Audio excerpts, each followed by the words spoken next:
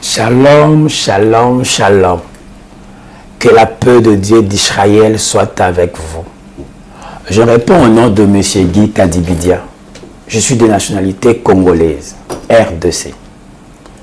Je suis issu d'une famille chrétienne et notre confession religieuse évoluant dans les églises du réveil.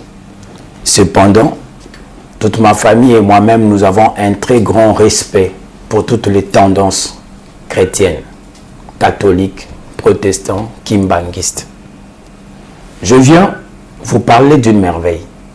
Cette invention est un jeu de société sur plateau, intitulé Théos Game, dont la matière est basée uniquement sur la Bible. Théos Game est un jeu de société conçu par inspiration, dans le but d'encourager les chrétiens à méditer la Bible à fond, dans un cadre de loisirs, un cadre ludique, mais très instructif.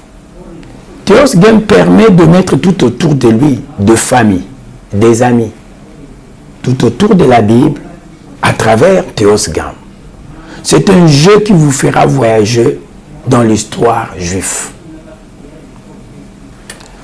Ce qui m'intéresse dans cette invention Théos Game, c'est que Théos Game vous permet, à vous, à vos enfants, aux jeunes gens, d'ouvrir au moins la Bible avec l'idée de se divertir. Mais dans ces divertissements, ils apprennent. Vous savez, j'ai l'habitude de le dire souvent, que des écoles qui ne donnent pas de devoirs pour leurs élèves à la maison sont des écoles qui ne font pas de meilleure formation. La Bible, nous ne devons pas seulement l'entendre, l'écouter qu'à l'église, mais nous devons aussi encourager nos jeunes gens, nos enfants, nos amis, à lire la Bible à la maison. N'oubliez pas que Josué dit que ce livre de la loi ne s'éloigne point de ta bouche. Médite-les jour et nuit, afin que tu agisses fidèlement sur tout ce qui est écrit. Et Théos Game permet ces rencontres-là en famille. Papa, maman, les enfants, pour parler de la parole de Dieu, pour parler de la Bible. Les parents vont tester le niveau de la connaissance de leurs enfants. La maman va tester le niveau de connaissance de son mari, et ainsi de suite. Et à la fin de ces jeux, gagnants et perdants, tous sortent gagnants de quelque chose, vainqueurs d'une connaissance, acquise de l'autre, ou d'un petit rappel. Je vous présente Théos Game. Théos Game, c'est un jeu basé sur la Bible. On le joue à 2 personnes, 3 ou maximum 4 personnes, ou 4 groupes de personnes. Chaque personne va avoir un camp comme tel. Le but de ce jeu, c'est de libérer son Israël en captivité en Égypte. Vous allez remarquer que là, c'est la cartographie de l'exode juif. L'Égypte, le désert, et puis Canaan, terre promise d'Israël. Et le but de ce jeu, c'est de libérer son Israël. Chacun doit libérer son Israël. Les 4 joueurs. Maintenant, le but du jeu, c'est que le premier qui arrive à Canaan, c'est lui qui gagne les jeux. Mais pour arriver à Canaan, il faudrait évoluer dans chaque site de campement, selon les renseignements que nous puissions dans la Bible hébraïque.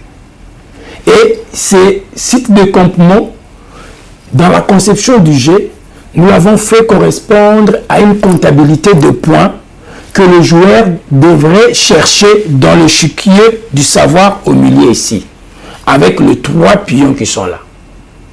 Et le pion que possède chaque joueur représente les tribus d'Israël. Chaque camp a 3 pions qui représentent 3 tribus. Nous avons là, par exemple, dans les camps de Ruben, on a Gad, Ruben et Siméon. Comment est-ce que les camps se sont organisés? Exactement selon le renseignement biblique. Lorsque les enfants d'Israël faisaient l'exode, Dieu leur avait demandé une chose. À chaque fois que vous devez camper, vous ne devez pas camper n'importe comment. Vous allez respecter les instructions que je vous donnerai à travers Moïse. Ces instructions, c'était exactement qu'ils puissent se constituer à 4 camps.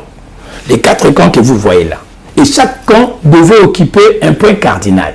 Nord, sud, est, ouest. Ça veut dire les 4 joueurs qui vont s'affronter, chacun va prendre un camp. Et c'est à partir de ces camps-là qu'il va utiliser les 3 pions qui représentent les tribus d'Israël à la quête de points pour permettre à ce que son Israël soit délivré de l'Égypte vers Canaan.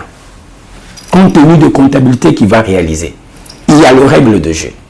Les règles de jeu sont très intéressantes. Mais le fondamental du jeu, c'est que le pion que nous voyons là ne doivent pas évoluer de n'importe comment. C'est en fonction de ces dés que nous avons personnalisés. Ces dés, vous allez retrouver, il y a des images. Ces images, dans les 6 facettes de ces 2 icônes, qu'on appelle des icônes, les mêmes images que vous voyez là, c'est les images que vous allez retrouver au milieu ici, dans cet échiquier. Et ces images, chaque image représente une série de connaissances dans la Bible. Par exemple, si nous jetons un coup d'œil sur la légende que nous avons établie là, que chaque joueur a, nous avons cette image, cette icône qui représente des pays, des villes et des villages bibliques, dont la cotation c'est 10 points. Nous avons cette image-là que vous allez retrouver ici au milieu, qui représente uniquement le lieu ou bien le site dans la Bible, dans l'histoire juive, différent d'un pays ou bien d'une ville ou bien d'un village. Nous avons les icônes de juges et de prophètes. C'est les couronnes sacerdotales. Et là, la cotation, c'est 12 points. Nous avons l'icône de livre ouvert qui représente le verset biblique. Nous avons l'icône de couronne royale qui représente le roi dans la Bible. Nous avons l'icône de personnes qui représente de personnages ou de peuples dans la Bible. Donc nous avons 6 différentes icônes qui représentent une série de connaissances dans la Bible. Par contre, le 7e icône ici, en forme de point d'interrogation, est dit icône polyvalent parce que cette icône peut prendre la valeur que lui attribuera son joueur. Là, c'est maintenant dans la stratégie de maximisation de cotes par rapport à la conception.